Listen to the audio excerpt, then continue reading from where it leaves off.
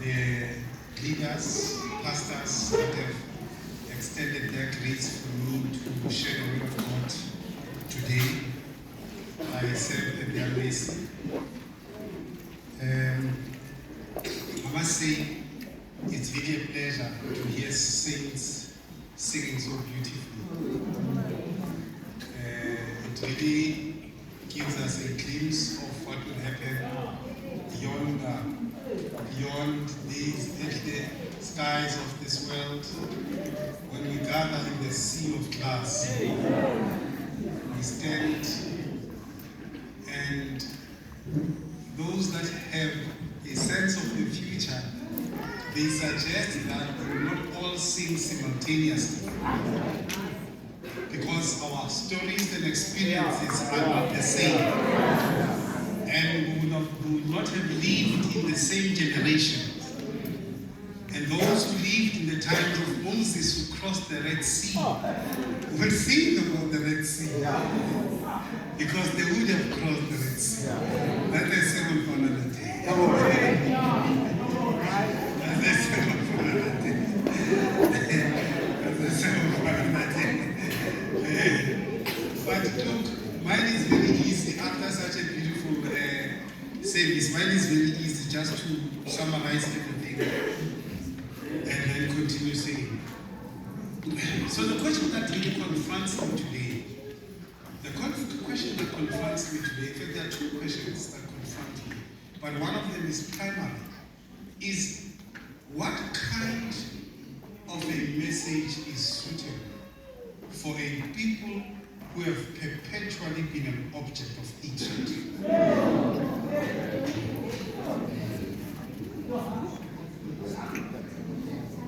There's a message, there's a question that confronts me. There's a question that confronts me. But what kind of a message is appropriate, suitable for a people that have perpetually been object of hatred? Maybe the designation people is not clear in this instance, and I want to be very precise about who I'm talking about. I'm talking about black people. Talking about black people. Look, I could talk about other people. I've never lived the life of those people. And I'm going to be honest and talk about things that I know that I've experienced. I want us to frame our thinking along those lines. But in framing our thinking along those lines, we also need to do two other important framings. The first framing is to think about how must we think of the Bible? How must we think of the Bible? How must we think of the Bible? How must we think of it? If I come with you and say, here is the Bible. If you look at the Bible, what is the core idea that might strike you when you look at this book, this compendium, this composite of books? What must come to your mind? What was the first thing that you see? Why did human history and God labor for over 1,500 years to produce this volume that has survived for such a long history, that is still with us today? When you look at this book, what is it that you must think about it? That's the first question that I want us to ask in relation. And there's another question related to that. The second question related to that. What is the core message of this book? Those are two things. So the first question is easy. The answer is simple. When you look at the Bible, when you hold the Bible, what is happening there, something very simple. It's God's effort to communicate with humanity. Simple as that. So the Bible it's a representation of God's effort in human history to make sure that humanity does not lose his voice. When there's so much noise, when there's so much distractions, when there's so many ideas, there's so many attempts to draw our attentions to other things, one of the most important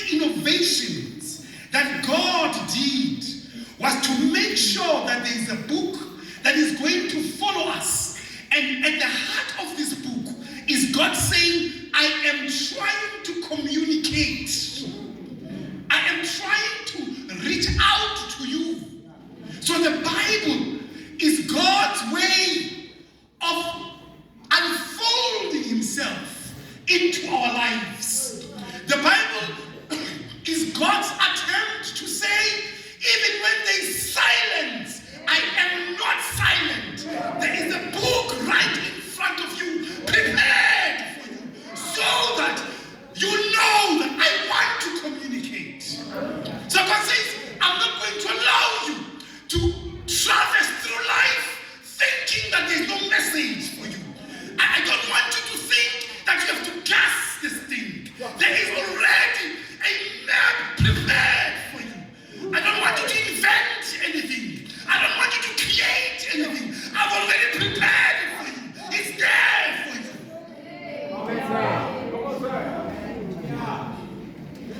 The Bible is God's persistence in his commitment to communicate with humanity. And you can see that God is really committed to this thing of communicating with humanity. And you see this communication by how desperate God is to communicate with us. You know that God is desperate to communicate with us by looking at the Bible. How could words that are divine, words that come from a language that cannot be interpreted by human beings, how can words that cannot stay in a human tongue without destroying the tongue, how can words that cannot be contained by civilization, how can words that are beyond human culture, how can truth that is transcendent, God gets so careless because he's desperate, he's able to bring it down to human level.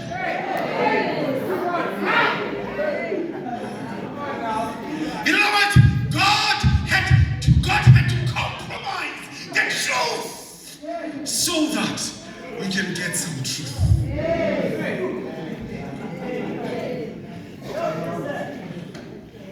God's willingness to communicate with us. Well, that's the first framing, that we're going to think about what we think about from the Bible.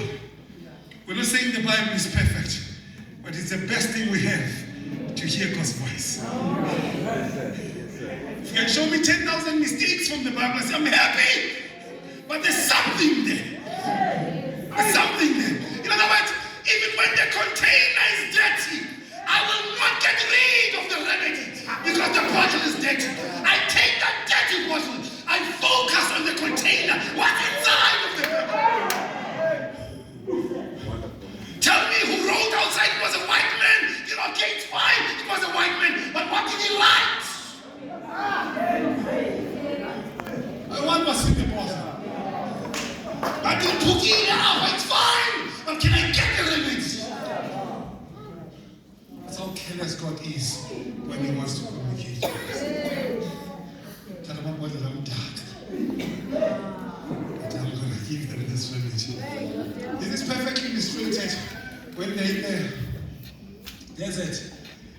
They're being killed by poisonous snakes. God takes the very poisonous snake and he uses it as a remedy. He says, no, take the snake, make a molten image of it, and then raise it. Anyone who looks at the snake will leave. Yes, the Bible might be poison, but when God lifts it up, anyone who looks at it will leave. I don't care what the missionaries had in mind. I don't care what the colonizers used it for.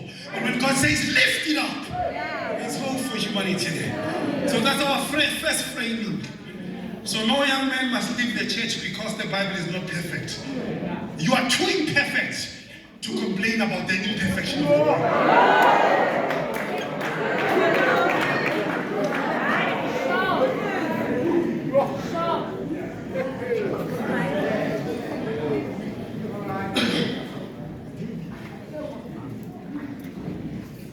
And your education is too little for you to complain.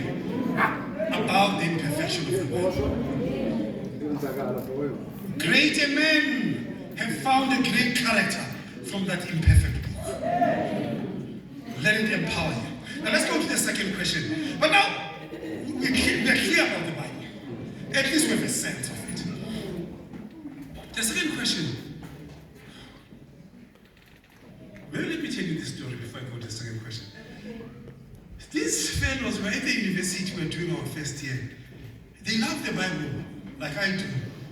Now they found a mistake in the Bible.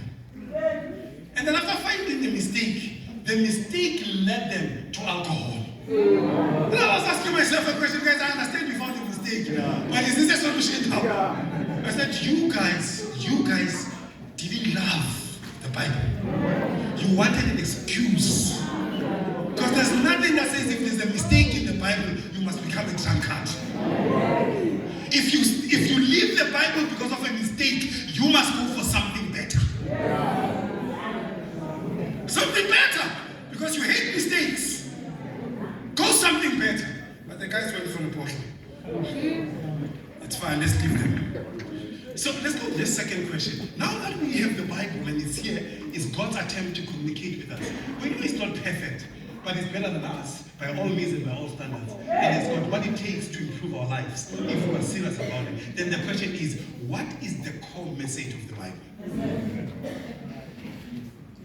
What is the core message of the Bible? What's the core message of the Bible? There are two possible answers. And I'm saying core, I'm not talking about core in the singular. Because I want to suggest to you that the Bible doesn't have a lot of messages that it wants to communicate with us. There's just one basic message, which is expressed in many ways. But when you come close and zoom into it, there's this one basic message. And what is that basic message? Some say that basic message is faith. Some say if you read the Bible, it's a story of faith. Right? So the Bible wants us, at the heart of it, the Bible wants us to believe. I draw a distinction between truths that expire and truths that never expire. In other words, there are things that have an expiry date, and there are things that don't have an expiry date. When you think about the core message of the Bible, ask yourself, is the thing that you say is the core message of the Bible one that has an expiry date or does not have an expiry date? And let me submit to you that faith has an expiry date.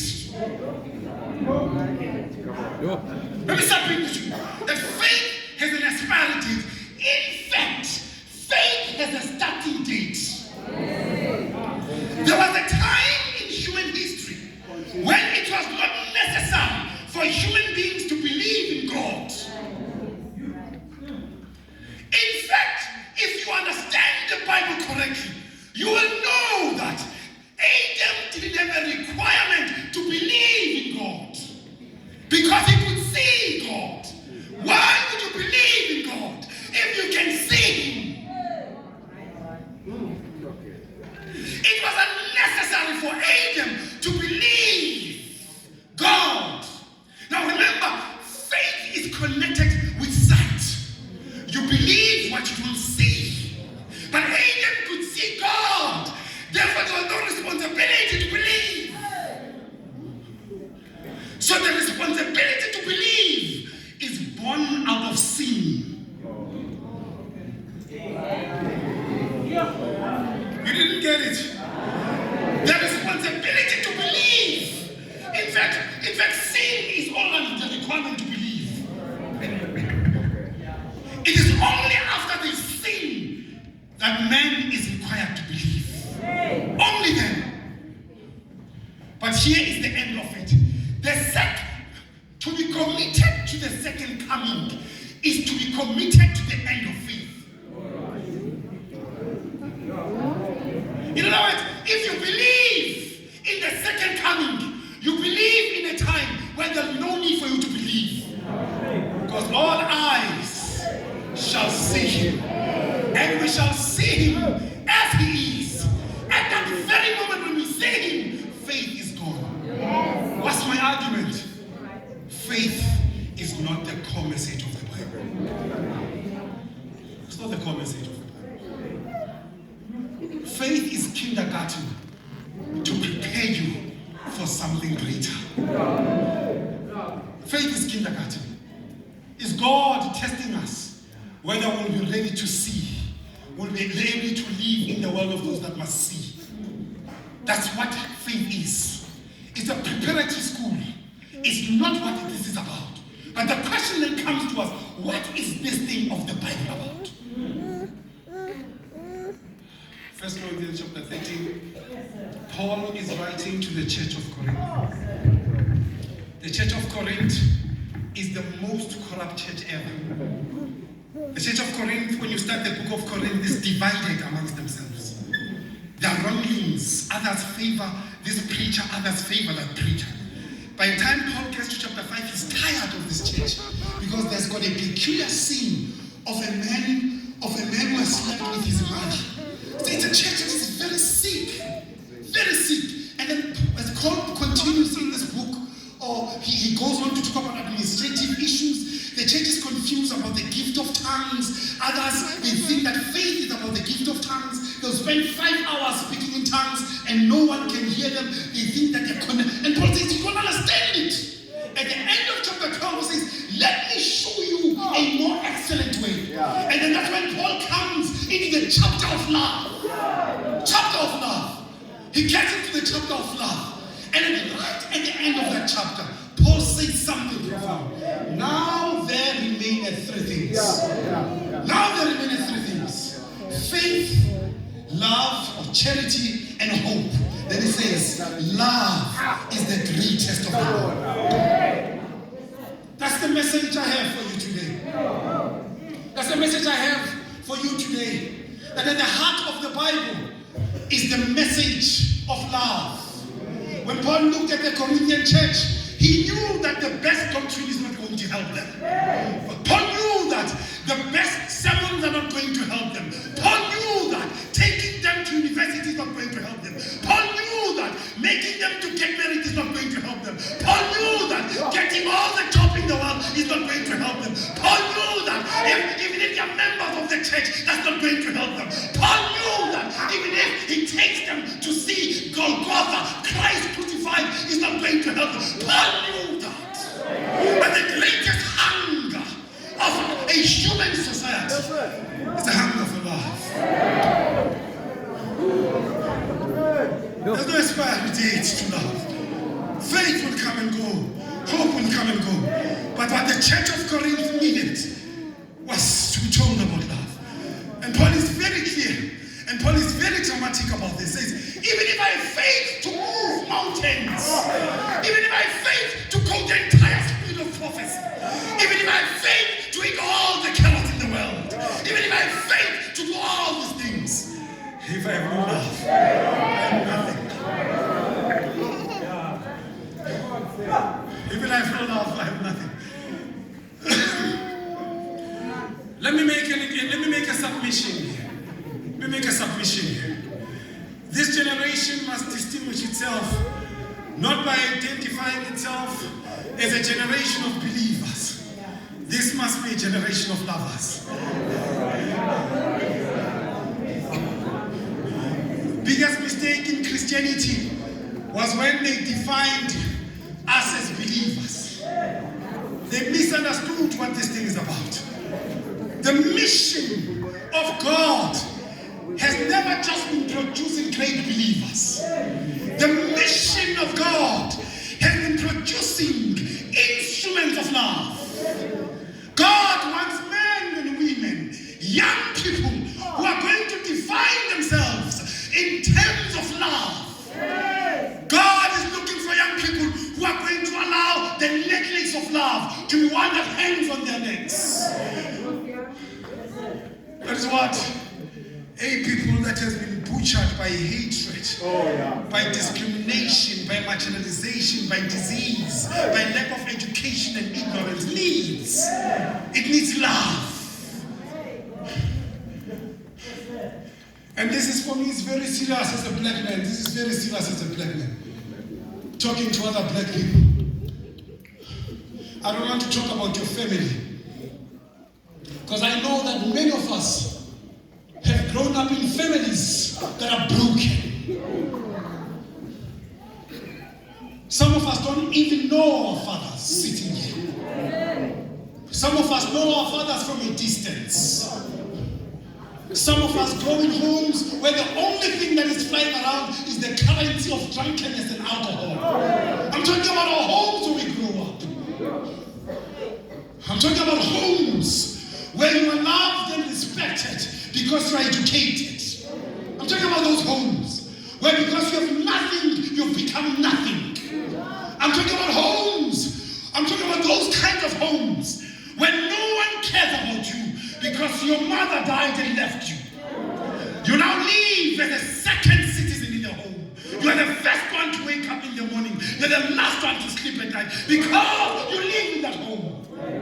I want to talk about many young black people who are unemployed in this society. I don't want to talk about them. They are haunted by Instagram. They are haunted by Facebook. They are haunted in their homes. They are haunted everywhere. They've got nowhere to go just because they're unemployed. Not to have money in this world is a very painful thing. And it's even more cruel even when it's in the church. I don't want to talk about it even when you have a degree. It's even worse. They gossip about you.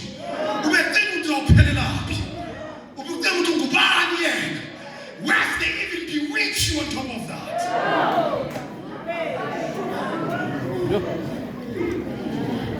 They bewitch you in the WhatsApp groups.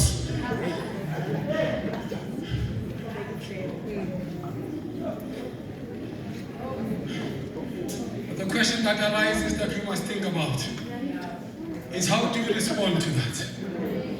How do we understand this ministry of love as a weapon of personal empowerment?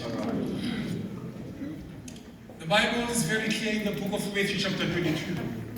That is where I'm going. Matthew chapter 22. The Pharisees, they asked Jesus, what is the greatest commandment? What is the greatest commandment?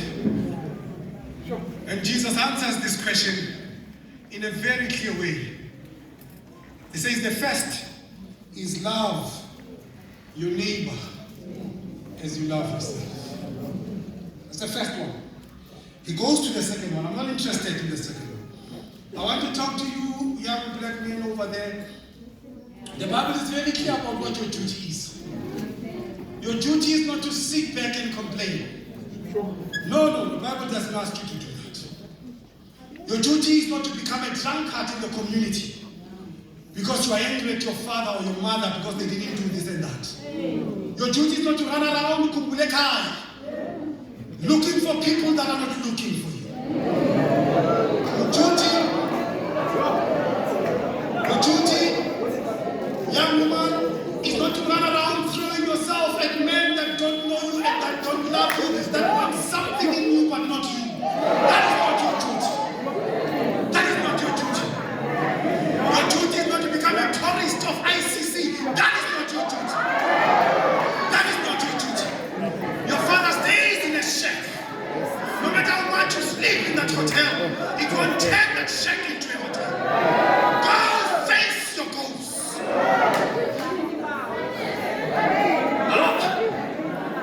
The Bible is very clear. Your duty is not to wear the most expensive clothes, to hide your poverty, to hide your shame, to hide your fear. That is not your duty. That is not your duty. Your duty, the Bible is clear, is to make yourself an object of love.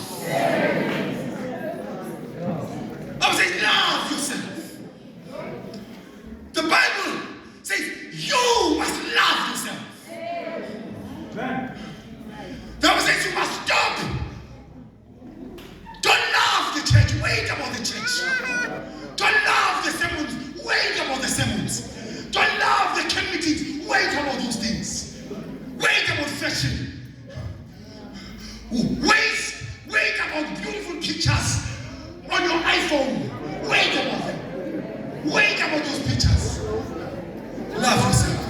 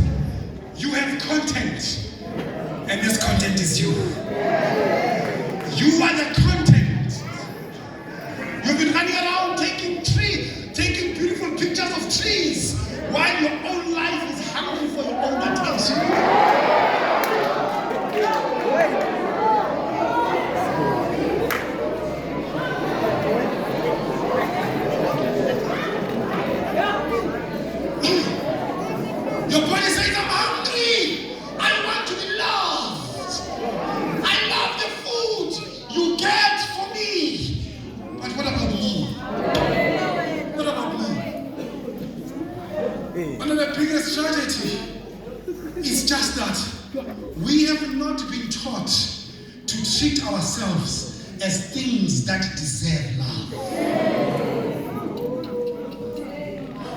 We've not been trained to think like that. From the time we wake up in the morning, the message that must ring is that a thing that demands love has just woken up. How do I relate with this thing that demands love? Some of you wake up, you're already on your WhatsApp, thinking about the whole world. You've got a time to connect yourself. You've got a time to pay attention to yourself. You're so worried about what's outside, when inside you're like a dying cancerless patient. Stage 4 of malignant cancer. Yes. Some of us, the biggest fear we have is to pause and think about ourselves.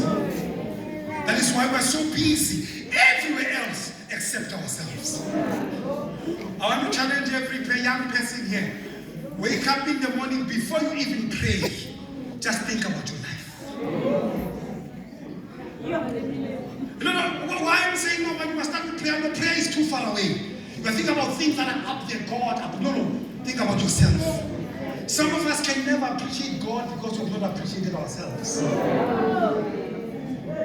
And it is simple. You can't want to start with university when you've not gone to high school. That is why in the most profound moments, John says, how can you say you love God when your brother that is next to you and you have a tender, you are tender to women and you hate him here? The best to do is to make him an iceberg. The best to do for him. That's why the God says, no, forget about me. Forget about me, love your brother. But I'm saying forget your brother, love yourself. The lowest standard the Bible is imposing on each one of us is to learn to love ourselves. Now, what does it mean to love yourself? This is very important. I cannot miss this. To love yourself is to regard yourself as an object of worth.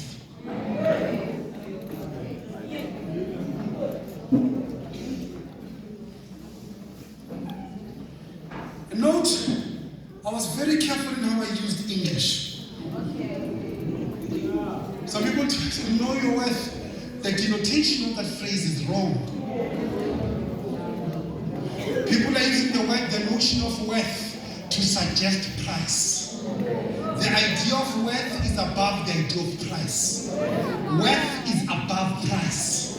When we talk of worth, you're existing in a zone where you are priceless. In other words, there's nothing in the world that can afford you.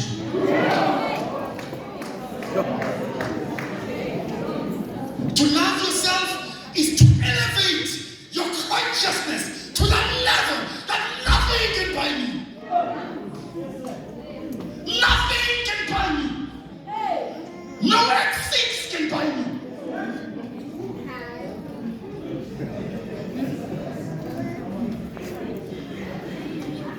I want to assist us here. I want us to assist us here.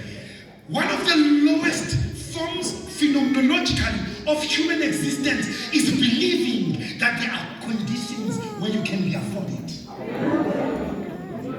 It's a concession to the idea that makes us to live beyond the condition of worth.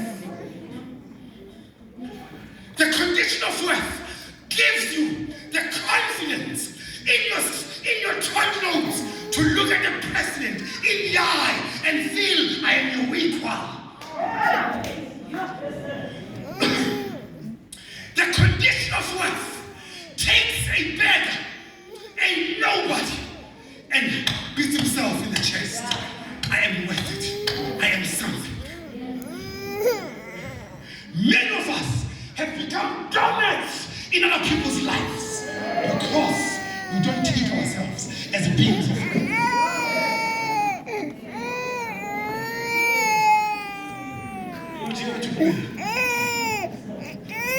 Sick and tired. One of my friends said, "I said, no, what have you kitchen? What's kitchen are doing?"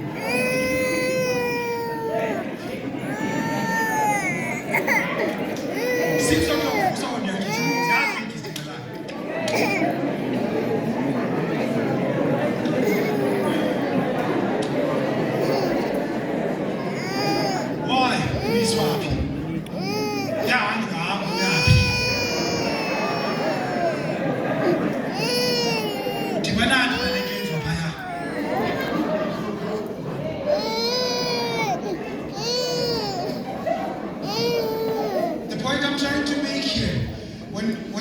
Bible says, love yourself. The Bible says, your consciousness of your position in the world must be elevated. You enter into relationships of any kind, beginning from the position that I love myself and I know my wife. Then we need to say a little bit more on this, because this for me is very important. This for me is very important. When you have this worth, there is nothing in the world that can improve it or reduce it. So I don't need to go to school so that I have worth. I go to school because I have worth. It is the worth that I have that demands, that dictates, that directs how I act. I am not trying to add to it. It's already there and complete. All I have to do is to allow it to shine. My hunger is to share this condition of worth. This attitude of people who look tired, who look defeated, it's because they don't understand your worth. When I wear beautiful clothes, it's to show that I'm beautiful. They don't complete me. In fact, they complement me. Because I am the primary condition of their existence. And therefore they can't define me. Even when they take those clothes, I still remain as a person of worth. Look, I could talk about this forever, but let me zoom into this. Very important thing that you must know. When we say love yourself, how do you think of yourself? First and foremost, before you are anything else, you are a body. Love your body. Simple as that. We're here to young people to say, so when we say stop drinking alcohol, it's not that it's not that. And you will forgive me, I'm not boss, so if I'm rude, you will forgive me, we'll deal with that thing outside. You'll forgive me. You'll be patient as I try to assist us here. We're not jealous about that. We are asking you, are these spirits that you're putting in your body suitable for someone who loves themselves? That's the question we're asking ourselves. It's a debate, it's a conversation. Is this how this body should be treated? So when Motsamai on page 52, Confrence says, what God has blessed us with beautiful grapes, the one who hates us turned those grapes into wine. The enemy is behind the bottle. The enemy is behind the bottle. He's continuing with his work of hatred. And as a black person, I'm not going to joke about this. My brother's marriage was finished because of alcohol. My brother's dignity was finished because of alcohol. Children that were born out of that marriage died with and live without a father and mother because of a bottle. Many talented young people who could have been great things in our society are destroyed by these things. We're not here because we want to complain. We are here because we are raising a conversation of love. To say we must love ourselves. And we're not sure that being an alcoholic is part of that story. We're not sure about that. And it's precisely because we're not sure. As I drive around the townships, I see men, young women, drunk in the morning, and I'm asking myself, is this what it means to love yourself? When you've given all yourself over to bottles. As we walk around, I see drunk women and men dragging little children in the street and say, is this what it means to love ourselves? That's the question I'm asking myself. And I'm asking this question as a black person, that when life is so tough, why must these children be cast to have a mother that is a victim of alcohol? That's the question I'm asking myself. When some of us have no food in the home, we are able to buy expensive alcohol for friends and family, while our brothers can't afford to go to school. When there's no money for registration, we are so committed to this bottle that we can't take care of our own. This for me is not a joke. It's a very serious business. Some of you steal money from your parents. Your parents were earning little salaries, because we know that 50% of the people in South Africa, they earn terrible salaries. You take those terrible salaries and make them into idols of alcohol. I'm talking to you, young people.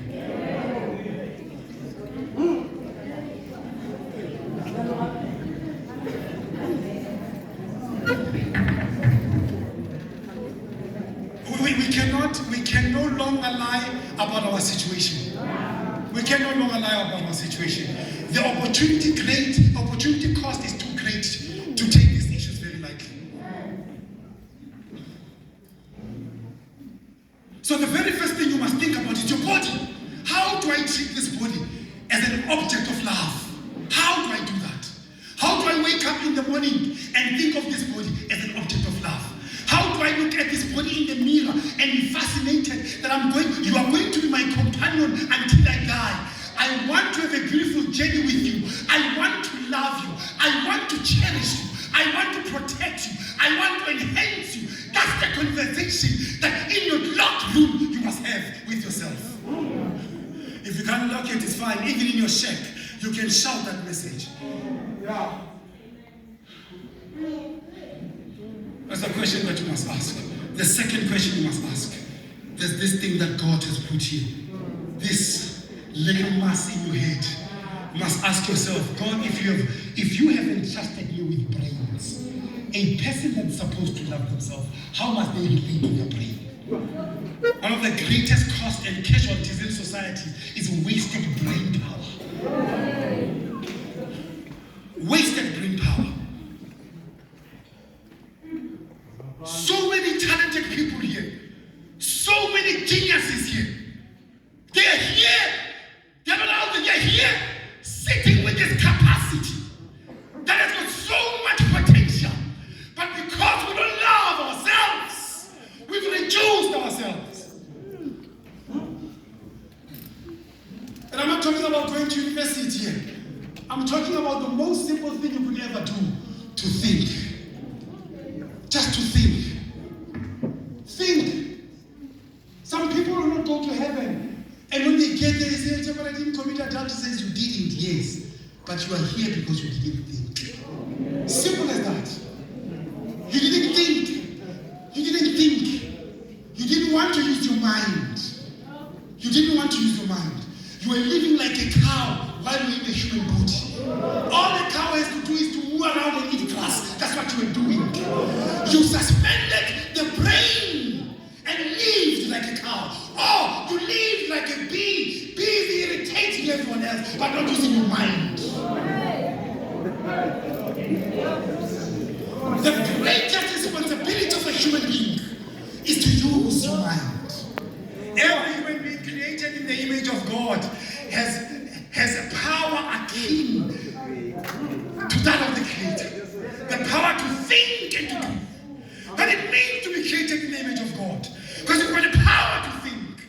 It is that power when you wake up that you must cultivate. And as a black person, there's not little to think about. The poverty that stares in your eyes is enough to get you thinking. It's enough to get you thinking. You're not short of material. There's so much to think about. Is enough noise to keep you thinking. So one of the biggest responsibilities while we promote education is to develop this thing. And by education, I'm not speaking about it in a narrow sense of just books. Expose yourself to influential people. Read about your history of your church. Expand your thinking in the area of poetry, in the area of interior design, in the area of technology. Expand your horizon. Be here in the world and see the greatness of God through your mind. Worship a God that you understand. Go into the depths of the Bible. But don't be narrow and read only the Bible. Go read poetry. Go read mathematics. Just go expand your mind. Find something to invest yourself in. Have your own ideas in the world. That's all we're asking ourselves. Why? Because you love yourself. Nothing is as nauseating as a young person who's got data, who's got Instagram, who's got WhatsApp, but they're ignorant. They don't know anything about what's happening around them.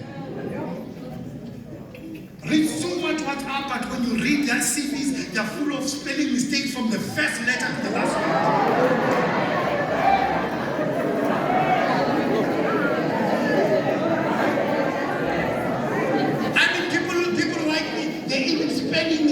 On their name. And you want me to employ you in my company so you can make those mistakes in my company.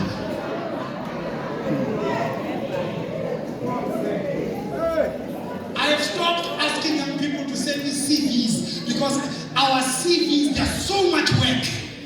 So much work. A person's CV is work, and this person unemployed, but they bring a CV that's so much work. Because why? We have not invested here. We have not invested here. I'm talking to you young people, invest in yourselves. The time when you are still young, it's when you must plant the seed. And I want to say this, that one day you will reap what you've sowed. My worry is, what are we planting? I was shocked when I read in Case again that the first term of the year, young girls below the age of 50, between 13 and 16, over 300,000 of them, 30,000 of them were pregnant. I'm saying these young people are investing in sex. I mean, that's what people are doing. People buy data not to do research or anything else, but to be charming each other, sending beautiful pictures, no personal investment. All that people are doing is personal marketing of themselves, and they have nothing to offer in the world. They still need to develop themselves, and developed as they are, they come together and develop, they produce and develop.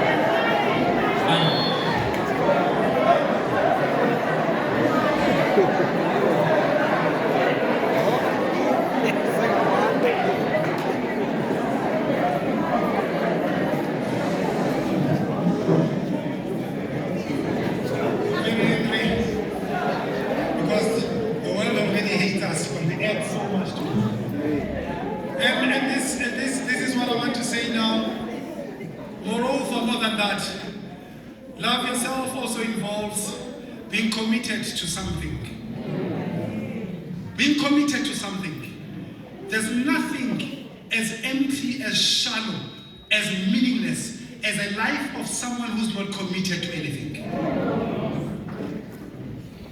Nothing, committed to nothing. You wake up in the morning, there's nothing that you're committed to. You're not committed to anything. You're not committed to anything. There's nothing that directs your energy. There's nothing that directs your passions. There's nothing that directs your resources can go anywhere because you've got no commitment. So when Confrence was talking about being a member of the church, I understood that to mean as you grow up, find organizations that you can be committed to. If anything, we must not struggle to find someone to bury you when you are dead. So uncommitted to anything that no one wants to bury you. For the summer staying, I wouldn't mind being a cold.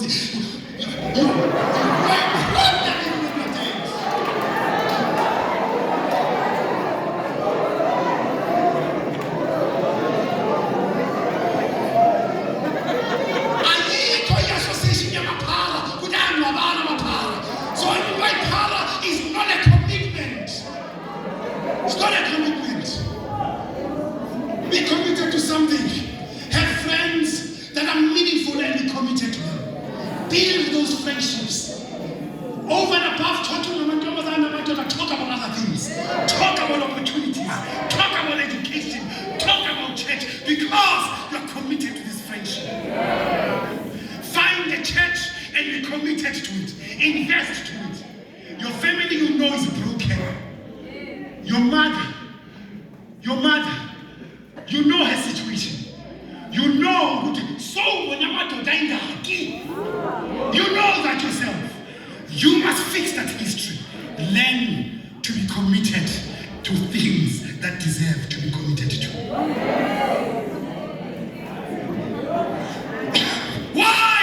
You are fixing in that. That's what we're here for. So I can't be born a Kalini and full of a Kalini. debate Calvinist. I can't.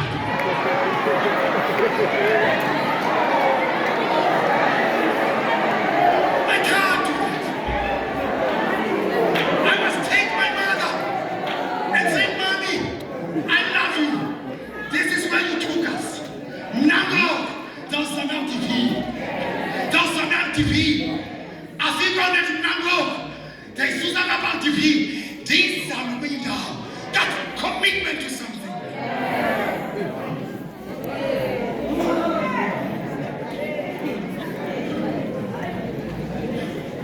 The cycle of regression in our lives as black people, it's unjustified.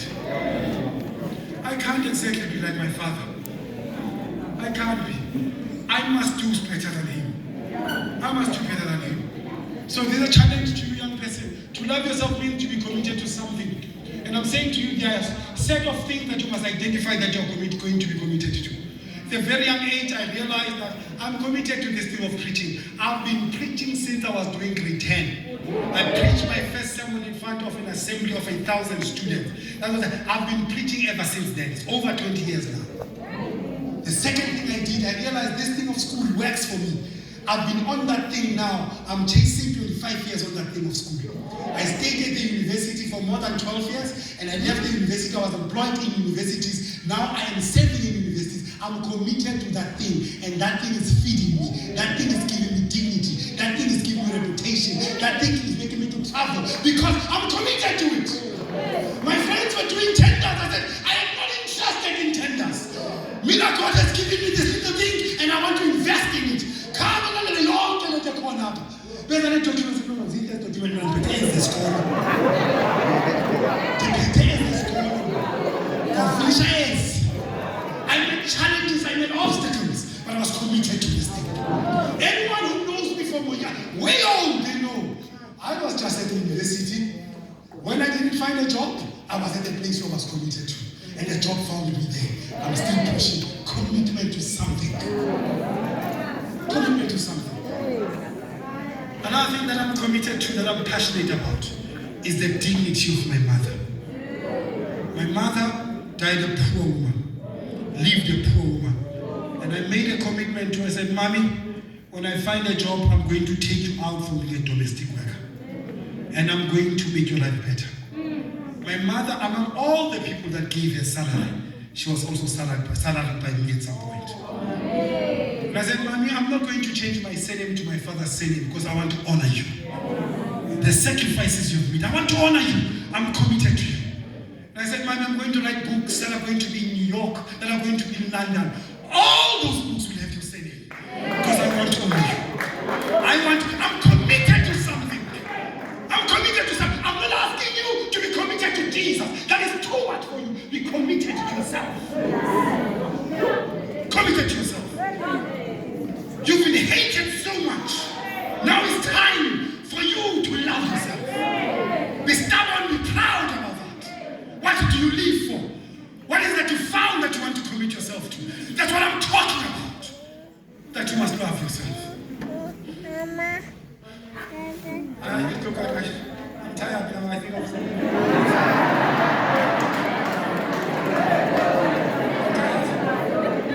I'm tired.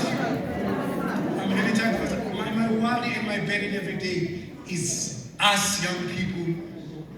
Life is tough, life is rough. But we are not thinking like objects that people need to love themselves. That's not how we are approaching life.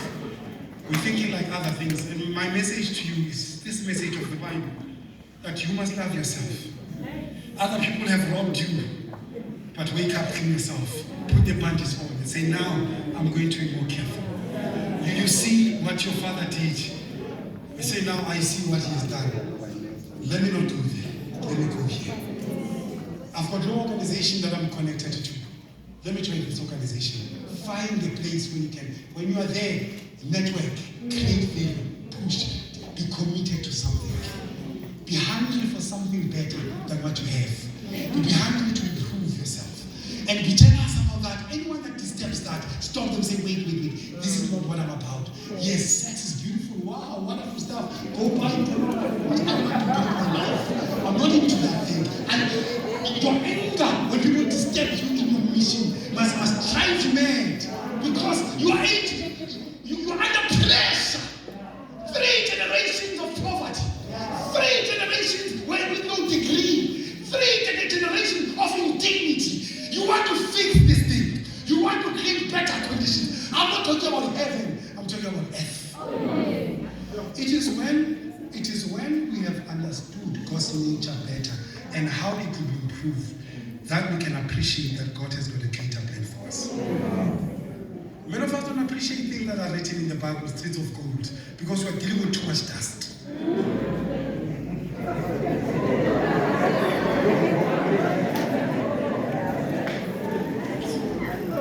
But it's when you're starting to interact with the things in the world that in other words, if you see these great things that God has done, it shows you that hey, something greater is there. So I want to pray with someone here who wants to make a simple commitment. Black child that says,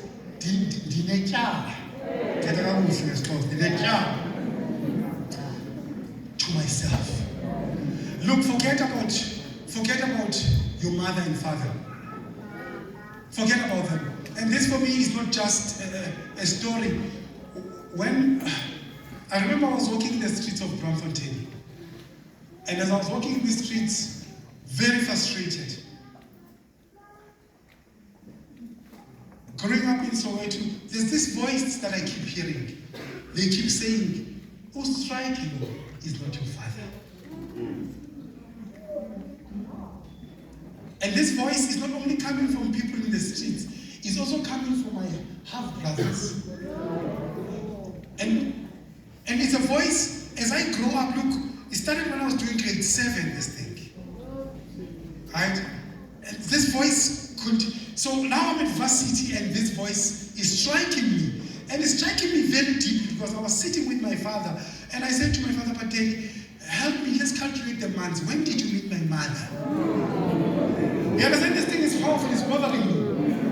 And we sit with my father, we calculate. In the middle of calculation, my father burst into anger. Masiyeke as Dibani nyanga. As Dibani?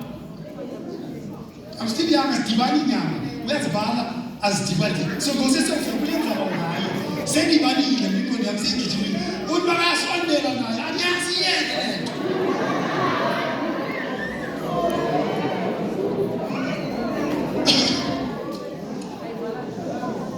I'm coming from church one Sabbath. My older brother, half brother, comes to me and says to me, "Can I see you?" He says to me, "I'm talking about we are taking class. I'm telling Makulu, when I want other brother,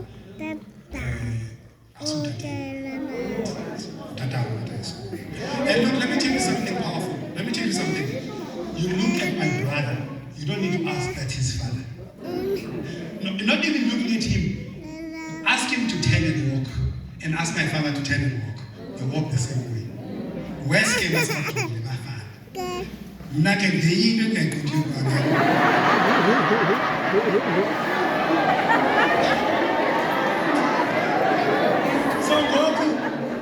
So now my brother tells me this information.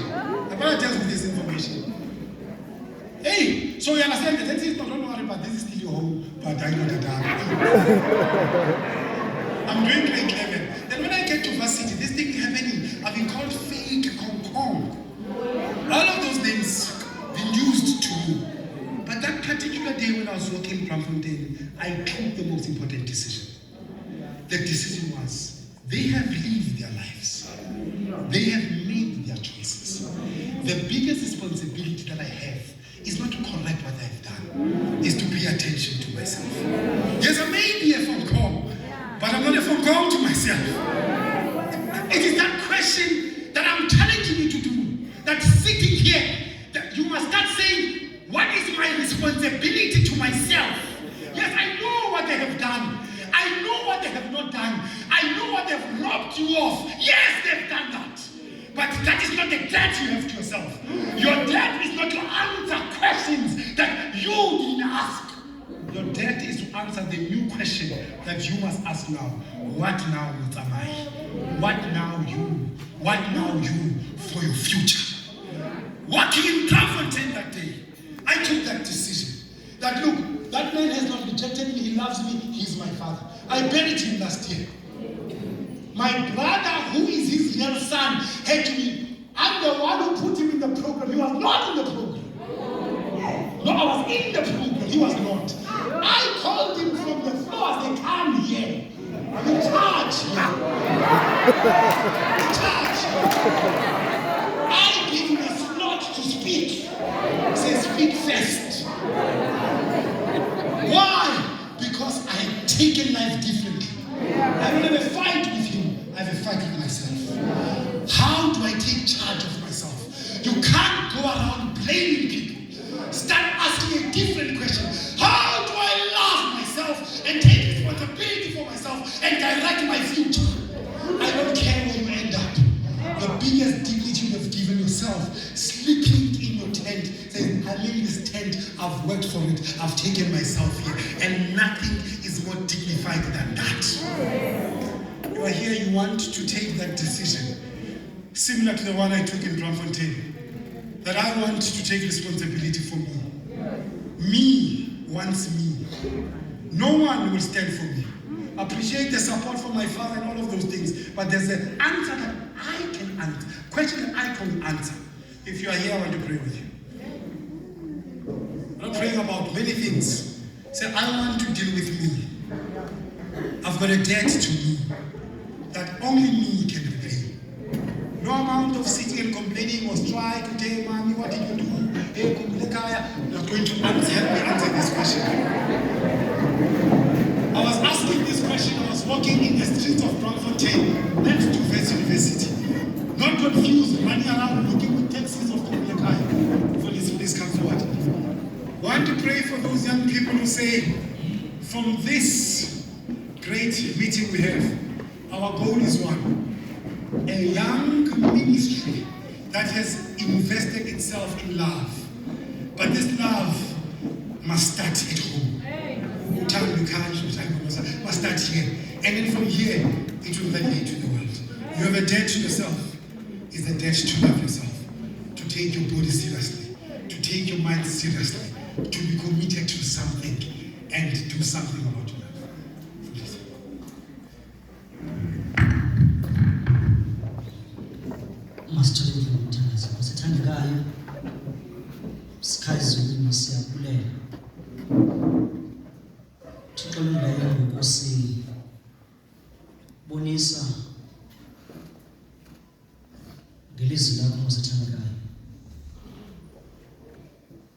That though we may be butchered and battered, the background is kuzo. But when you want us to show that before we become a blessing to others, your love should be a blessing to us. Before we can begin to appreciate your relationships, but help us through your love to appreciate how you have loved us. As we are standing here, we have been so much available to people who are not available to us. We have been so much caring for people who do not care for us. We have allowed ourselves to be abused because we have not yet appreciated who we are in you. As we turn our backs and come to you, show us who we are in you increase our value and our worth in you, so that we can see ourselves as you see us. So that we can see the potential you have for us as we look at you. So that we can see ukuba singaba ngabantu abanjani kuba sijonga wena Thixo ukuba usibekele kwi-level engakanani. So that as we interact with people, we interact with them because we know who we are in you. Whether that which we do is appreciated or not, but we know our value in you. Hide our lives.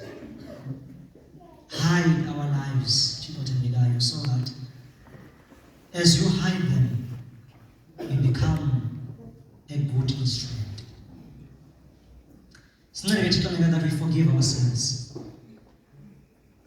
It's not that we don't judge ourselves. It's not that we don't condemn ourselves. It's not that we don't give up on ourselves. Yonke Lord is because you don't judge us. You don't condemn us. You never give up on us. Thank you for pouring your love and your kindness and your goodness. As we are going to go home, may we never leave your presence, but always abide in you. Banomkhonzo wakho umsebenzisi. Thixo thandekayo, mnika amandla, umnike ubulumko, umnike masongileyo amazwi azophuma kuwo. Ingabi ngamazwi, Thixo thandekayo, that will draw us far from you, but ibe ngamazwi that will draw us more closer and closer to you. And as we grow closer to you, we grow closer to one another. Now to him who's able to present us before the throne of grace, without fault, without blemishes. Now to him who's able to keep us from falling and present us to the throne of grace. May the grace of the Lord, the fellowship of the Holy Spirit, and the love of Jesus rest upon us